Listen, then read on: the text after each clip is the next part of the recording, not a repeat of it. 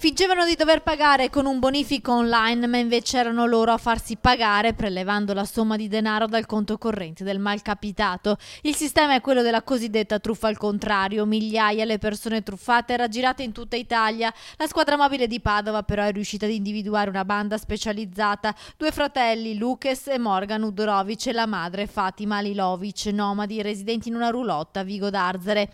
I tre contattavano le persone che mettevano nei siti e nei giornali annunci di vendita, si fingevano interessati all'acquisto, ma poi tramite uno stratagemma erano loro a carpire i dati del conto corrente e a prelevare l'importo. Davano delle indicazioni che in realtà erano sbagliate, ed erano indicazioni che invece di consentire di ricevere il prezzo del bene messo in vendita serviva per caricare la loro carta postpay.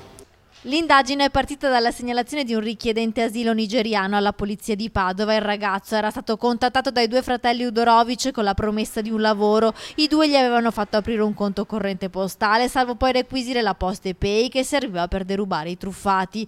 I due però erano stati immortalati dalle telecamere dell'ufficio postale mentre accompagnavano il ragazzo ad aprire il conto corrente e così sono stati incastrati. Centinaia le persone truffate in tutta Italia, somme mai altissime, sempre tra i 100 e i 2000 euro.